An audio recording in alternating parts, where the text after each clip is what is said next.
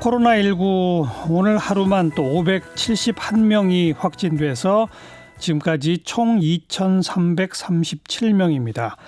정부도 이제 의료 전달 체계 또 방역 체계의 변화를 모색하고 있다고 하는데, 자, 이분은 어떻게 보고 계실까요? 미국 질병통제예방센터에서 역학조사관으로 근무하셨던 경험이 있는 서울대학교 보건환경연구소의 탁상우 교수를 연결하겠습니다. 교수님 안녕하세요. 네, 안녕하세요. 네. 매일매일 이 확진자 증가 숫자 기록을 계속 깨고 있네요. 네, 그렇네요.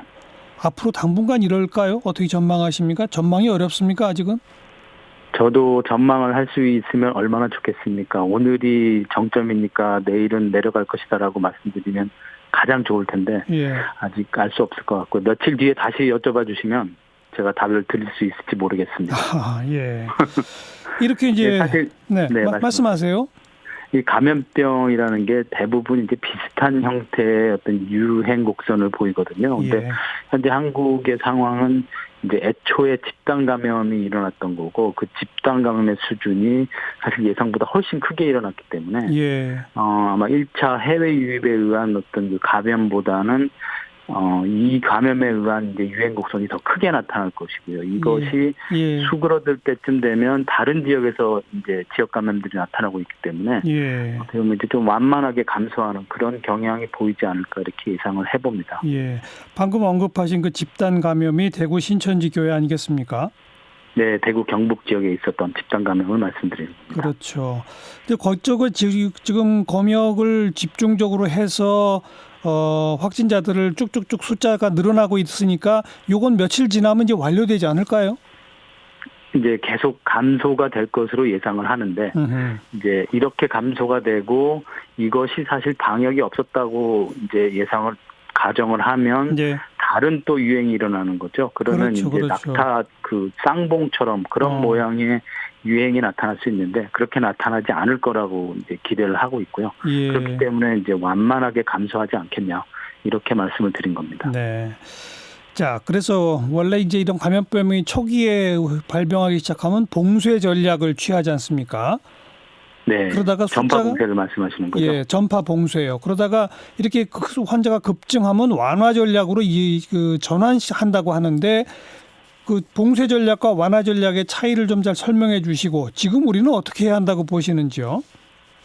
그 봉쇄라는 것은 이제 영어로 이제 컨테인이라고 하는 단어인데 그냥 말 그대로 가둬둔다라는 의미인 겁니다. 예, 더 이상 예. 퍼져나가지 않도록. 그리고 이 완화라는 거는 이제 조금씩 퍼져나가겠지만 그 정도를 좀 줄여서 완화시키겠다라는 그 큰 차이가 있고요. 예. 사실 그 전파 봉쇄와 완화를 지금은 둘 다 해야 되는 상황이라고 저는 봅니다. 다만 이것이 질병관리본부가 둘 다 해야 된다. 이건 아닌 것 같고요. 그럼요. 좀 복잡한 상황이긴 하지만 좀 간단히 말씀드려서 예. 이제 방역 주체로서 질병관리본부와 보건소는 뭐 감염 전파의 완화를 위해서 가능한 모든 수단을 강구하는데 이제 집중해야 된다고 생각을 하고요. 예. 반면에 지리적으로 혹은 뭐 사회 경제적으로 좀 그 경계가 분명한 인구 집단이 있을 수 있거든요. 가령 인구 이동이 적은 산간이라든가 뭐 도서지방 이런 데서 확진자가 나타난다면 여전히 이제 그 지역에서의 전파 봉쇄 노력이 이제 먼저가 돼야 되겠죠. 그리고 예. 이런 것의 주체는 이제 지방 정부가 하면 되지 않을까 생각을 합니다. 예. 그러니까 지방 정부와 질병관리본부 보건소 요 양 기관 사이에 분업을 좀 해야 한다 이 말이네요. 네, 그 역할의 분업 얘기는 오래전부터 나왔었고 그걸 위한 노력이 이제 지난 몇 년 동안 있어 왔는데 네. 저희가 준비가 채 되지 않은 상태에서 사실 이 문제를 맞닥뜨린 게 아닌가라는 생각이 좀 들었습니다. 그건 그렇고 요즘 이제 우리가 뭐 초창기에는 확진자 누가 나오면은 그 사람은 어디서 어디로 동선이 옮겨갔고 그 사이에 누구누구를 몇 사람을 접촉했고 뭐 이런 것들을 쭉 발표하지 않습니까? 네. 그렇게 발표한다는 것이 그 동시간대에 비슷한 장소에 있던 분들이 혹시 의심 증상 생기면은 빨리 의료기관에 와서 검사할 수 있도록 해서 더 퍼지지 않도록 그게 이제 묶어두려고 하는 봉쇄 전략의 일환인 거죠? 맞습니다. 바로 그 역할을 하는 분들이 역학조사관인가요?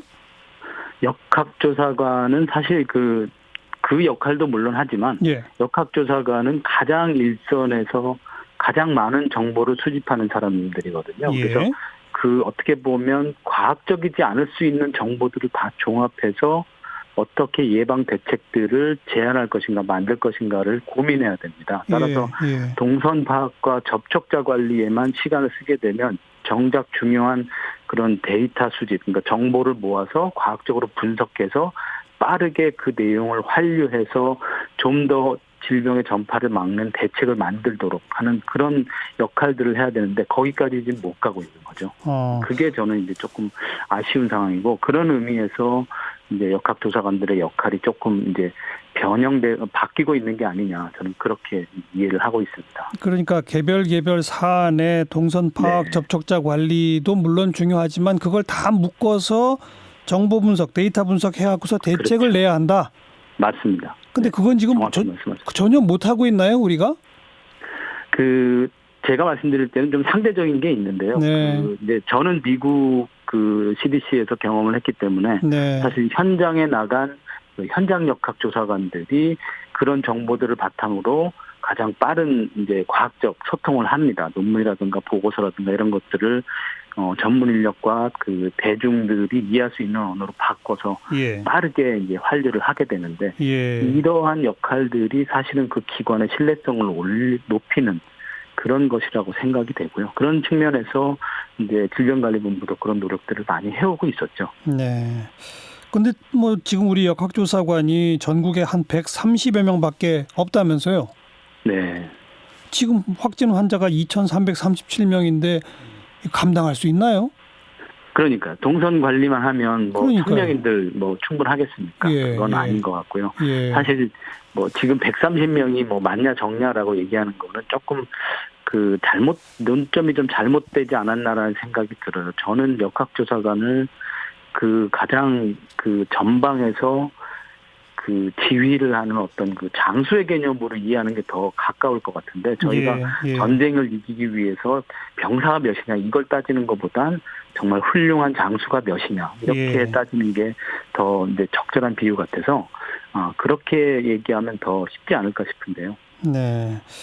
그런데 지금 현재 숫자도 좀 부족한 역학조사관이 장수 역할은 못하고 사실은 보병 역할만 하네요.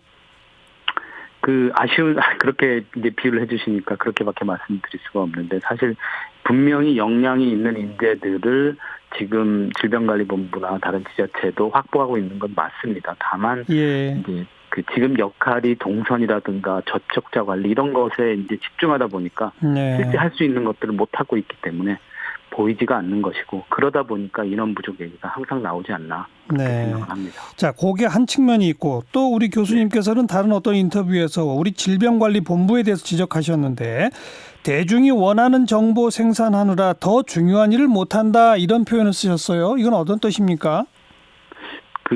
저는 지적을 하지는 않은 것 같고요. 어떻게 보면 국민 대중을 향한 읍소라고 봐주시는 게 좋을 것 같습니다. 너무 과하게 말씀하셔서.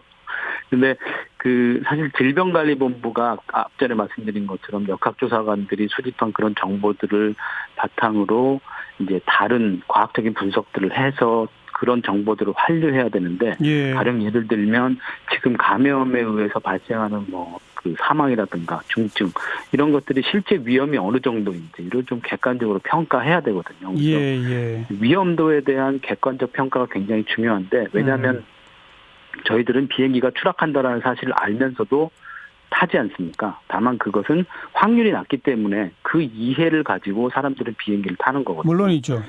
이것처럼 이 감염병도 마찬가지로 객관적인 위험도가 있습니다. 그래서 그 위험도에 대한 이해를 돕기 위한 어떤 현장 연구 그리고 이런 결과들을 좀 신속하게 전달을 해주는 게 질병관리본부의 역할로서 중요할 것 같고요. 말씀하신 그 객관적 위험도라는 게 이른바 치명률로 계산돼서 이미 나오는 거 아니에요? 중국 우한은 몇 %, 뭐 중국 전체는 몇 %, 그렇죠. 중국 외에는 몇 % 이렇게 되지 않나요?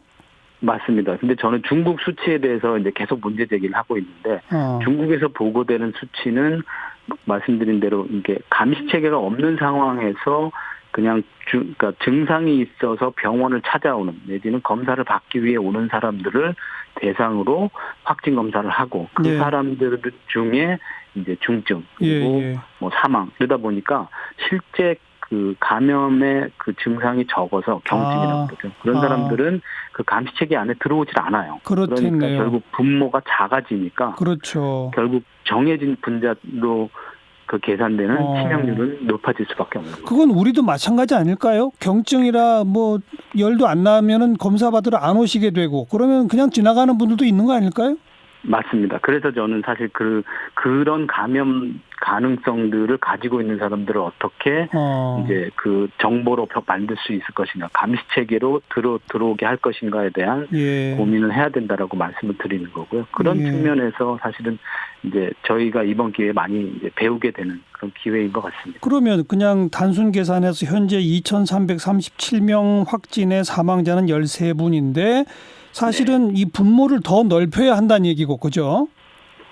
분모를 넓히기 위한 것보다는 이제 객관적인 위험도에 대한 평가를 위한 거죠. 그러니까요. 2,337분의 13이 아니라 어떤 의미에서는 5,000분의 13 정도 되면 치명률은 훨씬 더 내려가는 거 아닙니까?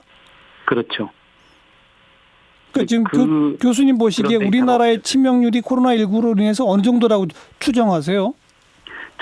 제 생각엔 지금 질병관리본부가 우선 이제 적극적으로 감염 가능성이 있는 분들을 다 파악해서 그 감염을 확진을 했잖아요. 그러니까 일정 부분 이제 능동적으로 이런 분들을 이제 찾아낸 거죠. 포함시킨 경우가 많습니다. 다라고 볼 수는 없는데 그렇기 때문에 어느 정도 이제 객관적인 수치에 접근하고 있다. 하지만 아직도 이제 그냥 자발적으로 확진받기 위해서 병원을 그러니까 방문해서 확인된 이런 사람들을 포함하고 있기 때문에 여전히 이제 실제값보다는 높을 수밖에 없는 거죠. 네.